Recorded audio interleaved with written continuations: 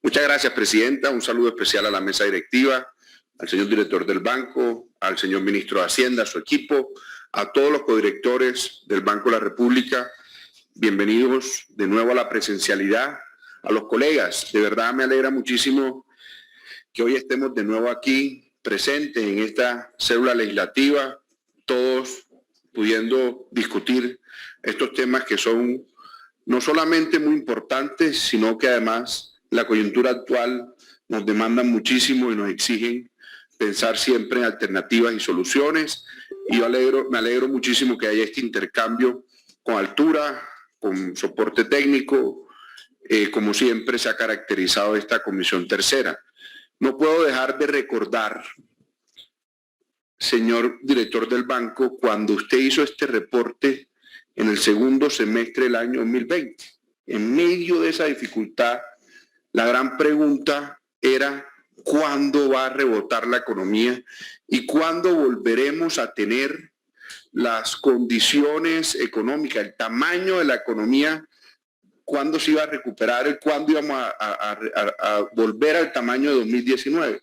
Las proyecciones, y yo creo que eran las ajustadas, eran las correctas, con la información que existía en ese momento,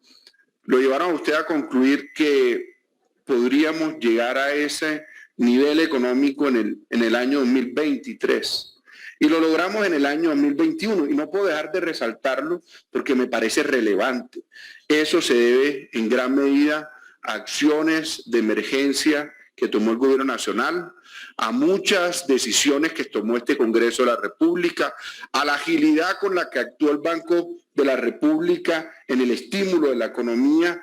llevando a los mínimos históricos las tasas de interés del banco, por supuesto, y principalmente a la capacidad resolutiva creativa, de buscar soluciones de los empresarios y los trabajadores colombianos, de los emprendedores, y nos llevó a que el año pasado tuvimos un crecimiento del 10% que nos condujo a que el año 2020 se recuperara muy rápidamente, ganando 2 años a lo que se había proyectado inicialmente, y eso sin lugar a dudas.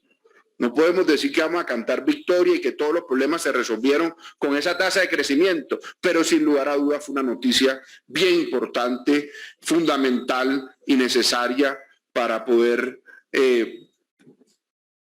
ahora producir otros resultados fundamentales como recuperación del empleo, recuperación de la clase media, reducción de la tasa de pobreza y pobreza extrema, que son realmente los focos donde tenemos que estar concentrados. Yo sí quiero también, digamos, tener un contraste con la constancia que dejó el senador Marulanda. Senador Marulanda, que fue además coautor, quien fue una de las personas y que merece el respeto de todos los colombianos, porque fue uno de los compatriotas que tuvo la enorme responsabilidad de escribir nuestra Constitución. Recuerda que el artículo 371 de la misma, senador Hoyos, define exactamente lo que tiene que hacer y lo que puede y no puede hacer el Banco de la República. Y nosotros no podemos pretender que el Banco de la República asuma la política agropecuaria, la política industrial, la política comercial, sino específicamente ahí está contenido en el artículo 371, 372 y, si no me falla la memoria, 373, la política cambiaria, la política monetaria y sobre todo, como eje fundamental, que la moneda colombiana, el peso colombiano, no pierda poder adquisitivo, es decir, controlar la inflación, que es, como lo decía la señora Presidente, el impuesto más oneroso que se le puede cargar a la clase más vulnerable, a los sectores más vulnerables en Colombia, que es, entre más alta es la inflación, por supuesto, menos poder adquisitivo tiene un colombiano, y no puede uno dejar de pensar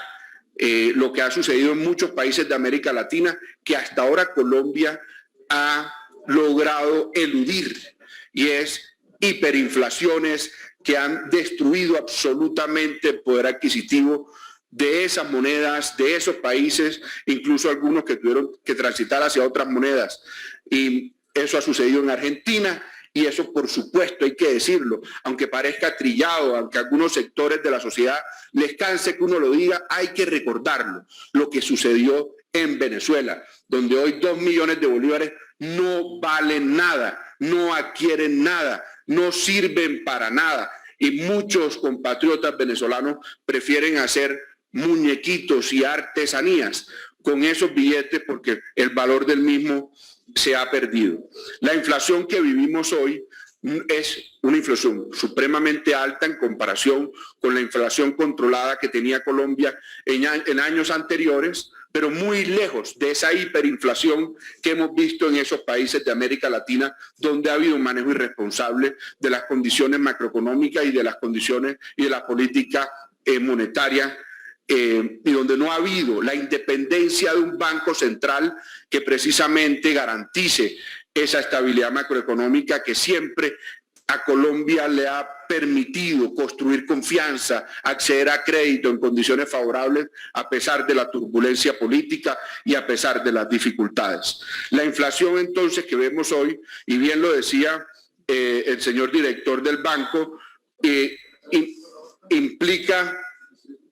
o es consecuencia de otras condiciones supremamente coyunturales. Por ejemplo, uno, el rebote de la economía después de esta condición de pandemia tan complejo, después de una contracción tan difícil. Segundo, una crisis de contenedores que nada puede responsabilizarse ni al gobierno de Colombia, ni a ningún gobierno en el mundo, y mucho menos a un banco central. Es una situación externa que por supuesto tiene implicaciones graves, pero también hay que decirlo, un paro sangriento que bloqueó vías, que limitó la cadena de suministro en Colombia. Eso generó inflación. Lo que muchos se quejaban que contenía una reforma tributaria que aquí radicaron y a la que nosotros inmediatamente sugerimos hacerle modificaciones y le hicimos una oposición constructiva y que a la postre condujo a que hubiera una ley de inversión social que permitió la extensión del ingreso solidario, que permitió la extensión del subsidio a la nómina, que salvó más de 4 millones de empleos, que produjo esa política tan importante y que todos aplaudimos, como es la matrícula cero para el estrato 1, 2 y 3, se pudo haber, o mejor dicho, el paro produjo peores condiciones a muchos de los bolsillos de los colombianos de lo que podía haber producido una reforma tributaria. El paro en muchas partes del país lo que generó fue inflación, afectando precisamente a esos colombianos de menores ingresos y por supuesto este problema de la guerra en la invasión de Rusia a Ucrania que merece todo el repudio. Pero ya lo decía hace unos minutos y lo quiero reafirmar, el riesgo puede ser aún mayor. Hay países, muchas gracias, no. Hay países de América Latina que han tenido inflaciones superiores a la que hoy tiene Colombia y que a pesar de la dificultad muestra, digamos, que se han tomado decisiones apropiadas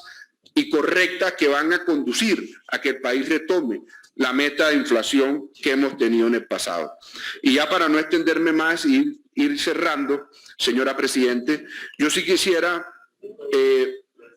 poner énfasis en un punto en el que creo que el director tal vez tocó tangencialmente, yo llegué un poquito tarde y de pronto lo perdí, y es el tema cambiario que está dentro de las funciones del Banco de la República. Hace 2 o 3 años, ustedes me recordarán la memoria, me refrescan la memoria, tal vez hace 4 o 5, hubo intervenciones abiertas de mercado que en algo contribuyeron, que después se suspendieron y que de pronto hoy en esta coyuntura actual pueden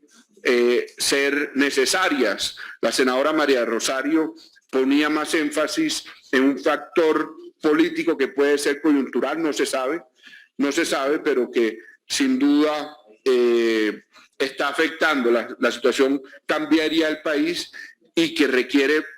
por todo nosotros buscar alternativas de solución, pues sí genera presión inflacionaria y sí afecta a muchos compatriotas, y lo que buscamos por supuesto siempre es desde el Congreso de la República defender al consumidor colombiano, defender al ciudadano sin importar su origen, pero defenderlos a todos, no defender sectores específicos, sino a la población en general. Muchas gracias, señora presidenta. Gracias, senador Araujo. Tiene la palabra.